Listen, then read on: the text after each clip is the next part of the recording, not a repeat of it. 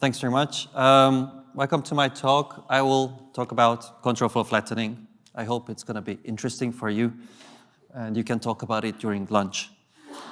So as it was said, my name is Geri.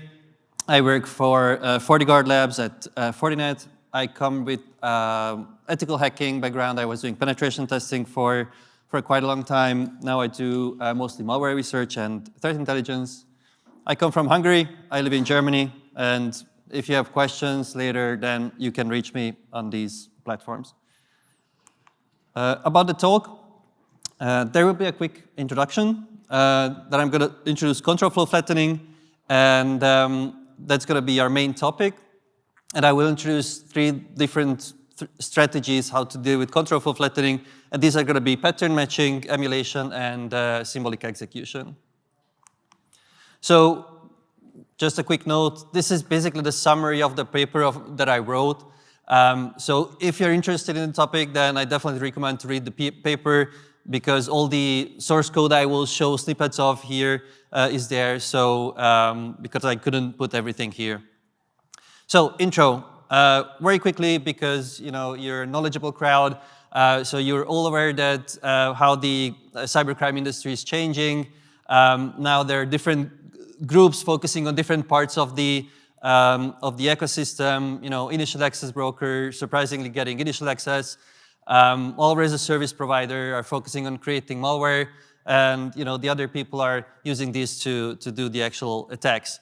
Now the reason I mention this is because this kind of leads us to why we are talking about obfuscation, because malware as a service provider, as a side effect, they have now they have now the capability to focus really on the malware, because they don't have to deal with the rest of the attacks, and they are also incentivized to create better and more complex malware, because they are also competing with other malware as a service providers.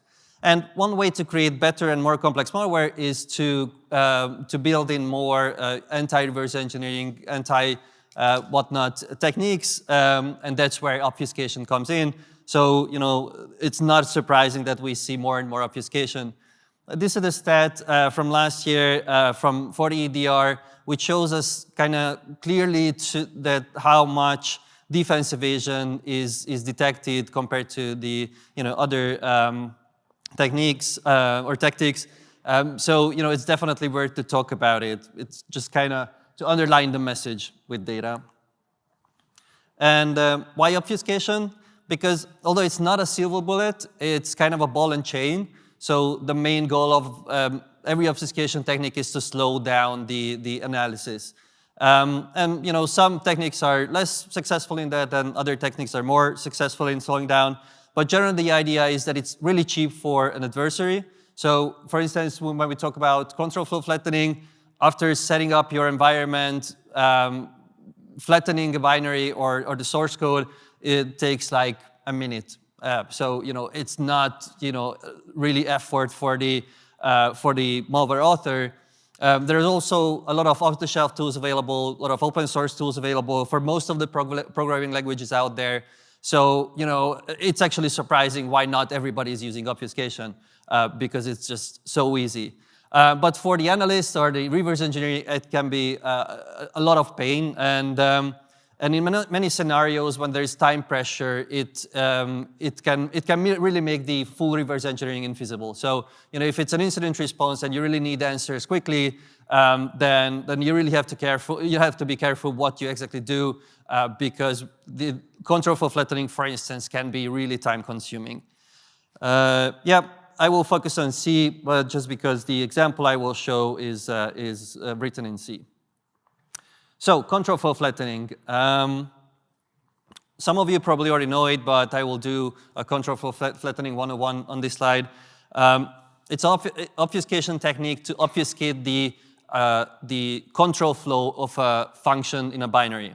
So the idea is here, this picture is from Tigress. We'll talk about Tigress later. It's a control flow flattening tool, or obfuscation tool generally. And on the image on the left, you can see how a normal control flow graph looks like of a function. Even though we don't know anything about this function, just by looking at the control flow graph, we can learn a lot. There is a loop. There is 2 paths in the loop of what it does, and there is some kind of condition when to exit the loop in the ping basic block. So that's the whole point of looking at the control flow graph, to have some kind of idea what the function does, and based on that start to investigate the function further.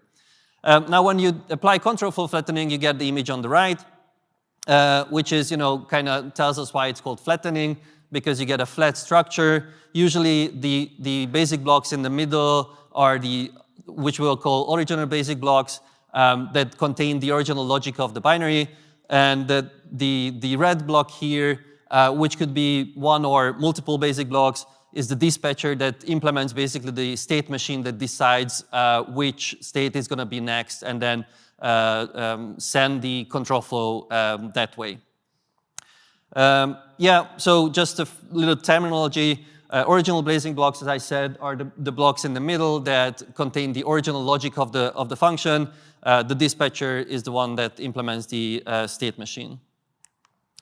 So in a real binary, this is how it looks like. On the image on the top left, you see the original function. Again, it's pretty simple. There are some ifs, there are some loops, but it's not a complicated function. On the bottom, you can see the control flow flattened version. It's already something more complex. This is going to be exponentially more complex as the function gets more complicated. And on the right side, you see the source code of the flattened function. So you see that we have an infinite while loop, and then basically a switch case. This is the most basic version of control flow flattening. To implement it as a switch case state machine, but this is what I've seen the most. That's why I'm talking about that. And there is a state variable, which it's the v11 variable in this code. Basically, every original basic block is going to set this state variable to define what the next state should be. And this is how control flow flattening looks in real life. You can kind of take away my emotions at the time. It's not great to look at things like that. It's not like you really want to reverse engineer these functions, but obviously we have a job to do, so we kind of have to deal with it one way or another. And for introducing the different concepts, I only for educational purposes and research purposes I wrote ransomware, or actually I didn't write it. I had ChatGPT write it for me. As every state-of-the-art developer does it nowadays. It implements a state-of-the-art 1-byte XOR encryption. It uses the .noob extension. It searches the file system for specific file extensions and basically encrypts those files. On the image on the side, you see the function, the encode and save file function, which is basically does the encryption and the creation of the new file. This is what we are going to obfuscate and then analyze later on. Again, this whole source code is available in the paper. I already mentioned Tigress. So Tigress is a great obfuscation tool. It's open source from the University of Arizona. I think it's pretty well known, so it was kind of my go-to when I started to work on this. It does implement multiple different obfuscation, control flow flattening techniques. Again, I choose the switch case technique just because that's what I mostly seen in malware last year. And on the image, you see the same function that we've seen before, but the obfuscation version. So Tigress does it on a source code level. So it basically generates you a new source code, and then you can compile it with your, whatever tool you're using for compilation. I used GCC, I think. So now we have a control flow flattened ransomware, and we have to figure out what to do with that. So usually this is the initial instinct that one has when I see a control flow flattened binary, but I push it back and then I start working. Obviously, we have different directions to go to.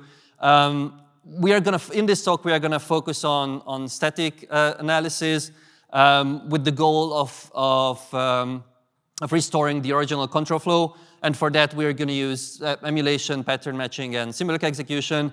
but I do want to mention dynamic analysis, because if you are under time pressure, then dynamic analysis should be your go-to technique. You know, it's obfuscation, so sandbox execution or either commercial or on your own VM should deliver you the IOCs that you need for threat intel.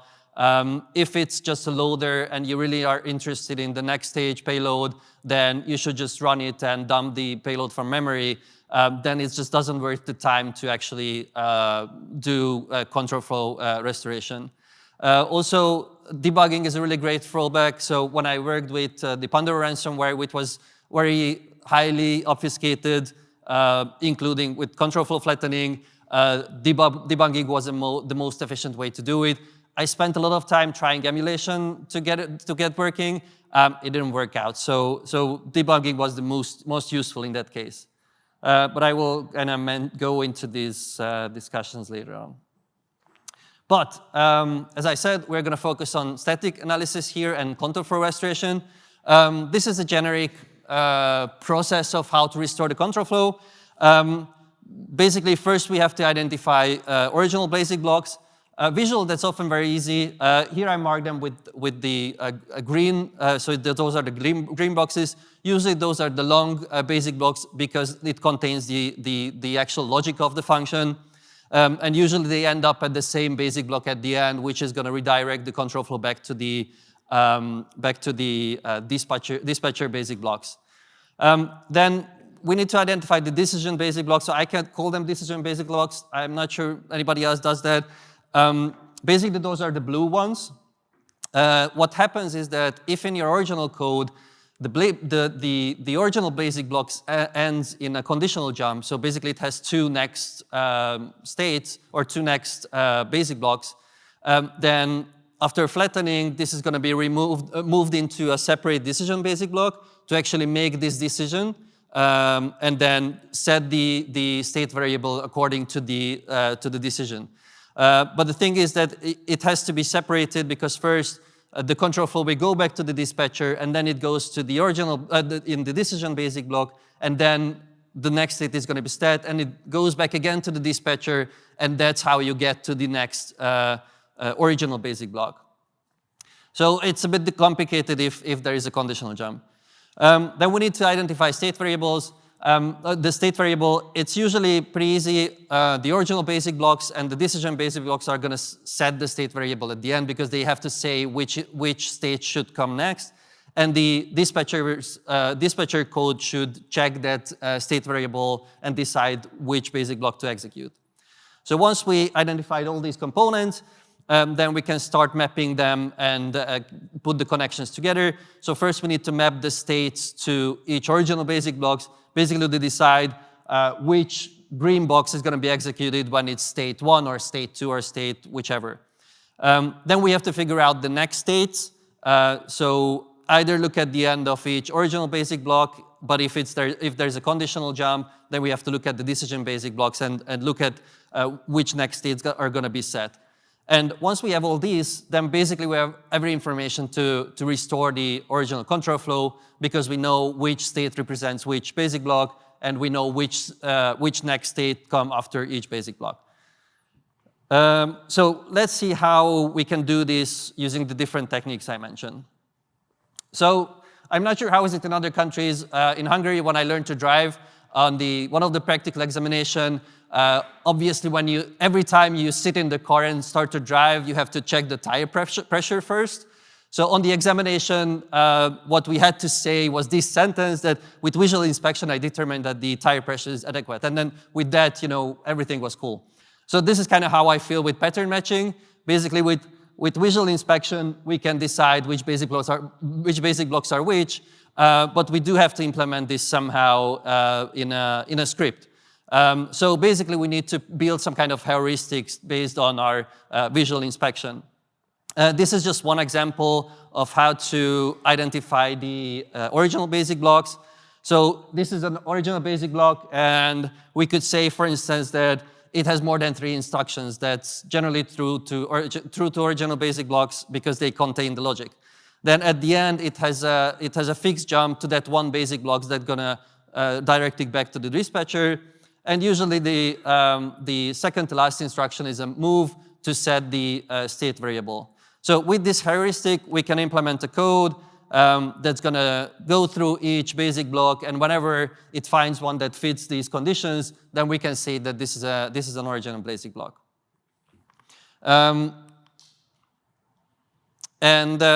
If we do this, again, this was just one thing. We need to do the same for the dispatcher basic blocks, for the decision basic blocks, and then we can put this all together into a graph, and this is the result of the pattern matching.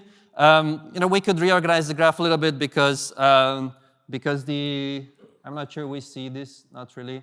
So OX 1553 is the entry point of the function, so it doesn't look great, but the point is that we have the control flow graph. Just a note, you could try to reconstruct the control flow graph in the binary, so either by actually patching the binary itself or try to manipulate the IDB in IDA. I found that it's more pain for what you get. So I think it's a more feasible way to just create a control flow graph for yourself, have it on the table, and whenever you're working, you can just consult your control flow graph of what's really happening.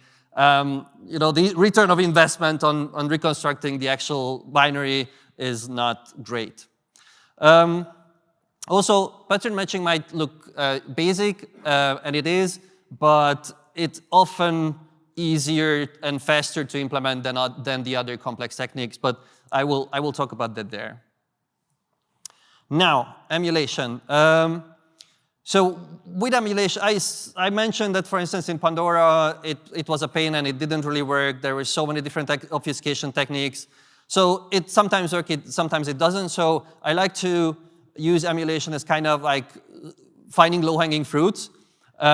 So trying it out, and if it gives results, then great. If it doesn't, then probably better to go somewhere, try something else. So I use flare-remu. By the way, the flare-on reverse engineering challenges are on right now. So if you want to lose 6 weeks of your life, then you can try flare-on. So flare-remu is a great tool. It's pretty simple to use. In this case, the only trick was I had to actually add the argument for the emulation for the function, but that really depends on the function. So sometimes you can just run it without arguments, and then the emulation where kind of auto-magically figure it out. But in this case, I had to specify it. Obviously those files, for instance, don't exist on the file system, but the emulation doesn't really care about that either. On the code, at the end, you see the last line is basically when I start the emulation. I tell it to start at the function entry point, and I specify an instruction hook, and the instruction hook is going to be called at every instruction of the emulated code. And this is what we see here. This is the instruction hook. Basically, in this case, we are just tracing the execution. So we only record what basic blocks are being executed. The only trick is that one, we are making sure that if we go into some kind of weird loop, then we exit at some point. So at the end, you see that if we are over 10,000 instructions, then probably something went wrong and we should just stop and figure it out. And then the only thing we have to check is that if the same basic blocks are executed multiple times, then we don't record it multiple times, just at once. And with emulation, we get a somewhat different result, which doesn't look great first. And I also put some coverage information in the logs that you can see on the right. So we covered 51% of basic blocks in that function and 44% of the original basic blocks, which again doesn't sound really good. But when I looked at which basic blocks were actually executed, and that's what you see at the bottom, then we have the initializing the function, starting logging, opening the file, reading the file content, and encrypting the file. But this is basically what the function does. So even though we don't see all the basic blocks here, the basic blocks that we don't see are just like error handling and exiting the function, all kinds of things. So the core functionality of the function is here. So it kind of gave us like 80% of the results with much faster. So I think that's what I like with emulation, and that's why I say that try it. If it gives you results, great. If it doesn't, then go somewhere else. This is me trying to use symbolic execution, or at least this is how I feel. I'm dealing with symbolic execution since a long time, but it still feels a little bit like black magic. If you don't know it, a quick 101, it's basically executing the binary without normal values, instead using symbolic values, and instead of executing one path, you're executing all of the paths at the same time. This goes into state explosion very quickly. For that, there is concolic execution, where we basically set specific variables concrete and only leave a couple of variables symbolic. It's a very great tool, but it's very complex, and it can be an enormous time waster if you go into a rabbit hole. So you have to pay attention to not losing yourself there. Yeah, basically what we can do is do symbolic execution and execute the binary until each basic block, until the entry point of each original basic block, and check the state variable in memory. It's not going to be a concrete variable, it will be a symbolic variable, but then we can use SMT solver, which also built into the tool, to get like a normal value out of that. And then we basically we have the state value for each basic block. To recover next states, we do something similar. We keep executing, but basically stepping basic block by basic block and checking when we reach another original basic block. So basically, we were at the beginning of an original basic block. Now we're executing until the next one, and then we know which is the next original basic block, and that's how we recover the next state. The only trick is that, as I said, we run all paths at the same time. So when the original basic block has two next state, then we have to pay attention that we need to do the execution as long as we recover both next states. So we have to, if we look at here, basically, yes, here we check the active states all the time, and if there is more than one active state, then we keep executing until we find the second next state. So it's a bit more trickier this way, but again, it's doable. And in this case, it worked out pretty well. So it gave us a very similar result to our pattern matching. If you have keen eyes, you might notice there is one state missing, but that's because that's the return state, and we didn't consider it an original basic block. But otherwise, it's the same state machine.